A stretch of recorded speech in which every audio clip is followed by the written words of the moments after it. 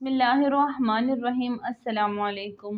ایک بزرگ گزرے ہیں، شاہ بقی الدین ابن مخلد فرماتے ہیں، میری 19 سال عمر تھی، میں نیشا پور میں پڑھا کرتا تھا، میرے اندر علم کا بڑا ذوق تھا۔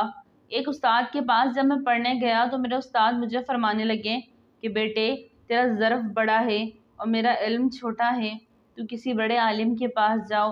میں نے استاد سے کہا کہ کہاں جاؤں؟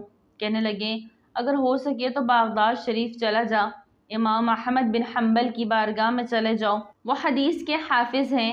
کہتے ہیں، میں نیشا پور سے نکلا تو بحری رستے کے ذریعے جانے لگا، جب جہاز میں بیٹھا تو رستے میں طوفان آ گیا۔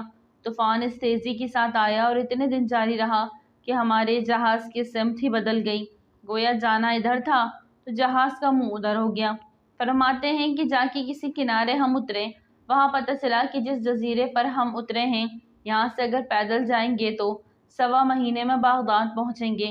میں وہاں سے پتے کھاتا ہوا چلا، 1.25 مہینے لگا، میں بغداد شریف پہنچا، اور جب پوری جدوجہد کر کے وہاں پہنچ گیا تو پتہ چلا کہ امام احمد بن حنبل کا مدرسہ ہی بند ہو گیا، ان کے جمعہ پڑھانے پہ پابندی لگ گئی ہے، وقت کا بادشاہ ناراض ہو گیا ہے۔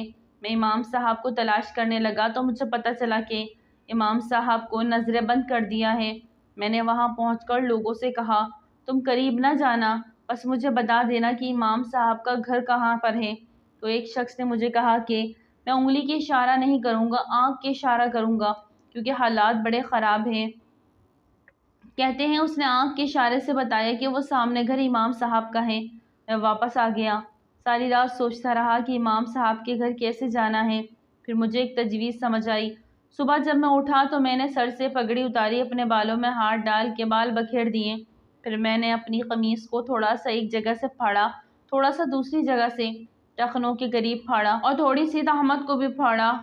ہاتھ میں نے کاسا پکڑا، پرانے کپڑے پہن کے بغداد کی گلیوں میں کبھی ادھر کبھی ادھر پھرتا رہا۔ چلتے چلتے اجر کریم اللہ، اللہ کے نام پر دے دو کے نعرے لگاتا ہوا امام صاحب کے گھر کے پاس پہنچا۔ وہاں سپاہی کھڑے تھے اور میں نے ان سے کہا، اجرکم علی اللہ۔ انہوں نے میرے کاسے میں 1 دینار ڈالا۔ آگے امام احمد بن حنبل کا دروازہ آیا، دروازے پہ کھڑے ہو کے اجرکم علی اللہ کہتے ہوئے میرا جوش ہی بدل گیا۔ امام صاحب نے دروازہ کھولا، خوبصورت امامہ اور خوبصورت چہرہ، ان کا چہرہ دیکھا تو میرے آنسو نکل گئے۔ امام صاحب نے جب 1 دینار میرے پیالے میں ڈالا تو میں رو پڑا۔ میں نے کہا، بغداد کے بادشاہ، میرے محبوب کے علم کے وارث، میں بھیک مانگنے نہیں آیا، میں تو رسول اللہ صلی اللہ علیہ وسلم کی حدیث سننے آیا ہوں۔ آپ نے مجھے خیرات نہیں دینی، بس مجھے ایک حدیث پڑھا دیا کریں۔ امام صاحب نے میرا چہرہ دیکھا تو خوشی سے کھل اٹھے، فرمانے لگے، تو کیسے آئے گا؟ میں نے کہا، حضور میں بھکاری بن کے خیرات مانگنے آؤں گا۔ شاہ بقی الدین رحمۃ اللہ علیہ کہتے ہیں، میں پورا سال بھکاری بن کر جاتا رہا۔ امام احمد بن حنبل رحمۃ اللہ علیہ مجھے فرماتے ہیں کہ میں بھی سوچتا تھا کہیں میرے علم کو زنگ ہی نہ لگ جائے۔